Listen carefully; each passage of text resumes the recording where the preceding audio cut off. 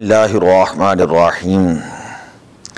حدیث پاک کے اندر آتا ہے نبی اکرم صلی اللہ علیہ وسلم نے ارشاد فرمایا، جب انسان ماں کے پیٹ کے اندر ہوتا ہے تو اس کے لیے 4 چیزیں لکھ دی جاتی ہیں۔ پہلی چیز کہ وہ لڑکا ہوگا یا لڑکی، یہ چیز لکھی جاتی ہے۔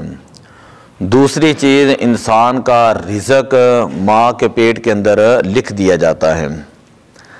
تیسری چیز انسان کی عمر کے بارے میں لکھ دیا جاتا ہے، اس نے کتنی عمر دنیا کے اندر گزارنی ہے۔ چوتھی چیز انسان کا نیک بخت ہونا اور بدبخت ہونا، یہ لکھ دیا جاتا ہے۔ یہ بظاہر حدیث پاک کے چند ایک الفاظ ہیں، لیکن آپ غور سے دیکھیں تو اس کے اندر ہمارے عقیدے کی بڑی چیزیں ہیں۔ سب سے پہلی اور بنیادی چیز تو یہ ہے کہ انسان کے بارے میں لکھ دیا جاتا ہے کہ یہ لڑکا ہوگا یا لڑکی۔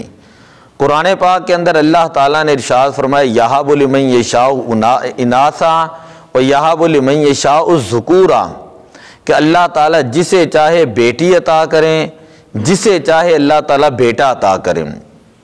او یزوجہم ذکرانا و اناسا، یہ جسے چاہے اللہ تعالیٰ جوڑا عطا کر دیں۔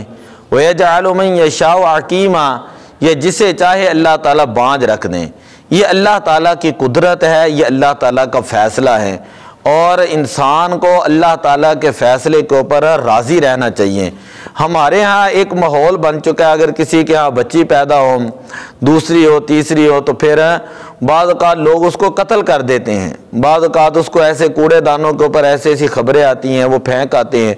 تو یہ انسان کے بس کی بات نہیں ہے، یہ اللہ تعالیٰ کے کچھ فیصلے ربی فیصلے ہوتے ہیں، کچھ فیصلے خدائی فیصلے ہوتے ہیں۔ سائنس بھی کئی جگہ پر جا کر جواب دے جاتی ہے، اس سے آگے جو ہے پھر اللہ کی قدرت شروع ہوتی ہے۔ بعض اوقات ہم دیکھتے ہیں کہ زیرو سپرم ہوتے ہیں، لیکن اللہ تعالیٰ اس بندے کو بیٹے ہی بیٹے عطا کر دیتا ہے۔ یہ تو اللہ کی قدرت ہے، اللہ کے فیصلے ہیں۔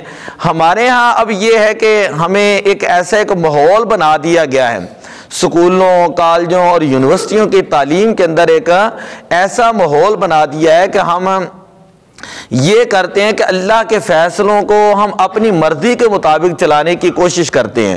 بعض اوقات ہم سے بھی لوگ کہتے ہیں دعا کریں، دعا کرانے کے اندر تو کوئی حرج نہیں ہے کہ اللہ تعالیٰ بیٹا دے دیں، یعنی اللہ تعالیٰ اولاد دے دیں۔ یہ تو نبیوں نے بھی پھر دعا کی ہے نا، دعا مومن کا ہتھیار ہوتا ہے۔ لیکن یہ کہنا کہ اللہ لڑکا ہی دے، لڑکی کیوں ہو گئی ہے، میں نے طلاق دے دینی بیوی کو، میں نے ایسے معاملہ کرنا ویسے، یہ سراسر جہالت ہے، یہ سراسر اسلام کے خلاف بات ہے۔ اللہ کی شان ہے، جس کو چاہے اولاد دے اور جس کو چاہے اولاد نہ دے، جس کو چاہے اللہ تعالیٰ بیٹا دے دے، جس کو چاہے اللہ بیٹی دے دیں، اور جس کو چاہے اللہ تعالیٰ جوڑے دے دیں۔ یہ پہلا عقیدہ اس حدیث سے ثابت ہوتا ہے۔ دوسرا عقیدہ یہ ہے کہ انسان کا ماں کے پیٹ کے اندر رزق لکھ دیا جاتا ہے۔ ہمارے ہاں ہوتا یہ ہے کہ اگر کوئی بندہ کسی کو ایک ملازم بھی رکھ لیں، حالانکہ اس نے ڈیوٹی کرنی ہے، محنت کرنی ہے، لیکن اس کے اندر بھی ذرا سی کوئی کمی کوتاہی آ جائے تو وہ بندہ کہتا ہے میں نے اس کو نوکری سے نکال دینا ہے، جاب سے نکال دینا ہے، میں نے کام سے اس کو نکال دینا ہے، یہ بندہ ٹھیک نہیں ہے، یہ ایسے ہے، میں نے اس کا رزق لگایا ہوا ہے، میری وجہ سے اس کا گھر چلتا ہے، میری وجہ سے اس کا نظام چلتا ہے۔ یہ میری وجہ سے نہیں چلتا، یہ جو جملہ ہے نا میری وجہ سے چلتا ہے، یہ شیطان کی طرف سے ہے۔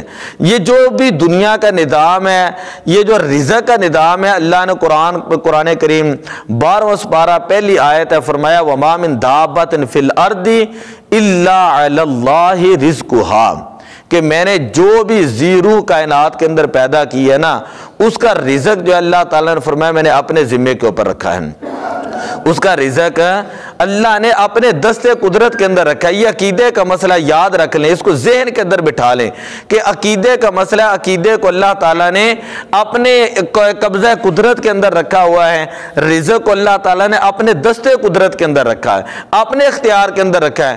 اگر کسی انسان کے بس کی بات ہوتی تو واقعی کو بندہ کسی کو شاید ایک لقمہ بھی نہ دیتا۔ یہ بات یاد رکھے، جس کو جو ملتا ہے، جو بندہ کھاتا ہے پیتا ہے، یہ ذہن کے اندر رکھو۔ کوئی مہمان ہی آ جائیں، سمجھ لیں کہ یہ اللہ کی طرف سے ہے، یہ اللہ کے بعد کا انسان سویا ہوتا ہے لیکن باہر سے دروازہ کھلتا ہے، اور اس کے لیے رزق آ جاتا ہے۔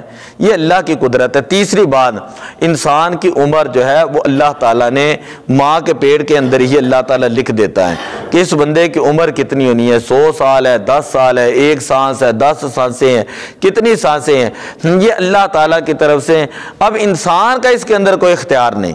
جب موت کا وقت آ جاتا ہے، دنیا کی ساری سائنس، دنیا کی ساری حکمت، ہماری شریعت اور ہمارا اسلام یہ کہتا ہے کہ دنیا کی ساری سرچ وہ ختم ہو جاتی ہے۔ آگے انسان کی اپنی باتیں ہوتی ہیں کہ اگر اس کو امریکہ لے جاتے ہیں تو جو امریکہ والے ہیں وہ لوگ مرتے نہیں ہیں، اس کو کینیڈا لے جاتے تو جو لوگ وہاں پہ وہ مرتے نہیں ہیں۔ اور بعض اوقات ایسے ہوتا ہے، میں پچھلے دن ایک خبر پڑھ رہا تھا کہ لاہور میں ایک اسپیشل ہارٹ اسپیشلسٹ ہے، اب اس کو اچانک دل کا دورہ پڑا اور جو اس کی چیزیں تھی وہاں تک بھی وہ نہ جا سکا، یعنی جو ضروری بیسک چیزیں ہوتی ہیں، کوئی میڈیسن ہوتی ہے تو وہ لکھ رہے تھے، وہاں تک بھی نہیں جا سکا۔ تو میں نے کہا اس کو کہتے ہیں اللہ کی قدرت، اس کو کہتے ہیں اللہ کی قدرت۔ جب انسان کی موت کا وقت آ جاتا ہے، خواہ وہ پہاڑوں میں ہو، خواہ وہ سمندروں کی تہہ کے اندر چلا جائے، خواہ وہ دنیا کے کسی ملک کے اندر چلا جائے، انسان کی موت کا وقت برحق ہے۔ جتنی اللہ نے زندگی انسان کو دی ہے، انسان نے اتنی ہی زندگی گزار کر دنیا سے جانا ہوتا ہے۔ تو چوتھی بات یہ کہ انسان کا نیک بخت ہونا اور بدبخت ہونا جو ہے وہ لکھ دیا جاتا ہے۔ اب اس کا مطلب علماء نے یہ لکھا ہے کہ انسان کوشش کرے نیک اعمال کی طرف۔ اگر انسان رزق حلال اپنی اولاد کو کھلائے تو اس کے اثرات اولاد کے اوپر ہوتے ہیں۔ اگر انسان مار دھاڑ کرے، رشوت، چوری چکاری، ڈکیتی میں یہ بنا، اللہ نے رزق کا وعدہ کیا ہے، کار کا، کوٹھی کا، بنگلوں کا ہے، ان چیزوں کا اللہ نے وعدہ نہیں کیا کہ میں تجھے کار بھی دوں گا، کوٹھی بھی دوں گا۔ یہ تو ہماری اپنی جو ہے وہ ضروریات بن چکی ہیں، یا دوسرے لفظوں کے اندر یہ کہیں کہ اپنی نفس کی خواہشات بن چکی ہیں کہ میرا بنگلہ ہو تو پھر ایسا ہوگا، فلاں ہو تو پھر ایسے ہوگا۔ یہ انسان کی خواہشات ہیں، خواہشات کو پورا کرنے کا اللہ نے حکم نہیں دیا۔ یہ ضرور کہا ہے کہ انسان کا رزق کا ذمہ جو میرے ذمہ ہے، انسان کا رزق کا ذمہ میرے ذمہ ہے۔ اگر انسان واقعی اللہ تعالیٰ کی عبادت کریں اور اچھے طریقے کے ساتھ زندگی گزاریں۔ 2-4 دن پہلے میں نے آپ کے سامنے حضرت خضر علیہ السلام کا واقعہ رکھا تھا، وہاں پر میں نے دیوار کی بات بھی آپ کو سنائی تھی۔ تو وہ دیوار کے نیچے جو خزانہ تھا وہ اللہ تعالیٰ کا قرآن یہ فرماتا ہے وَكَانَ أَبُوهُمَا صَالِحًا، کہ ان کا والد جو ہے وہ بڑا نیک تھا۔ اس دن میں نے آپ کو بتایا۔ تو ماں باپ کی جو نیکی ہوتی ہے نا، اس کا اولاد کو فائدہ ضرور ہوتا ہے۔ یہ قانون قدرت ہے، یہ قانون قدرت ہے۔ اب سورہ قرآن پاک کی باقرہ پڑھ لے، پہلی سورت ہے۔ یہ گائے ہے، اللہ کو کیا ضرورت ہے گائے کا واقعہ بیان کرنے کی؟ سمجھے 2.5 پاروں کی یہ سورت ہے اور قرآن پاک کی سب سے بڑی سورت ہے، لیکن وہ گائے کا مالک کون تھا؟ اللہ کا نیک بندہ تھا۔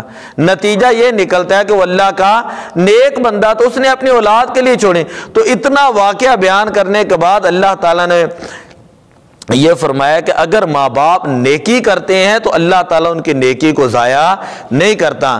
رزق تھوڑا اولاد کو کھلا لیں، ایک وقت کا کھانا کھلا لیں، لیکن رزق حلال کھلائیں، اس کے اثرات انسان کو دنیا کے اندر بھی ملتے ہیں اور آخرت کے اندر بھی ملتے ہیں۔ زیادہ کھلا کر اتنا بڑا کرنے کے بعد آخری میں جملہ کہنے لگا ہوں، وہ پچھلے دنوں آپ نے سنا ہوگا کہ لاہور میں ڈاکٹر تھا، اس نے اپنے بیٹے کے لیے اس کی خواہش کے مطابق اس نے اپنے بیٹے کے لیے اس کی خواہش کے مطابق 3 کروڑ روپے کی گاڑی بک کرا دی ہیں کہ میں اپنے بیٹے کو برتھ ڈے کے اوپر دوں گا۔ بیٹے نے کہا تھا کہ میں نے گاڑی لے، اب بیٹے کو دوستوں نے یہ کہا کہ تمہارے باپ نے تو تمہیں دینا کچھ نہیں ہے، اسی وجہ سے اس نے اپنے ڈاکٹر باپ کو قتل کر دیے۔ یعنی آپ اولاد کو حرام کھلا دیں، جتنا مرضی کھلا دیں، جتنا مرضی دے دیں، لیکن اس کے اثرات پھر اسی طرح کے ہی نکلتے ہیں۔ دعا اللہ تعالیٰ عمل کی توفیق عطا فرمائے۔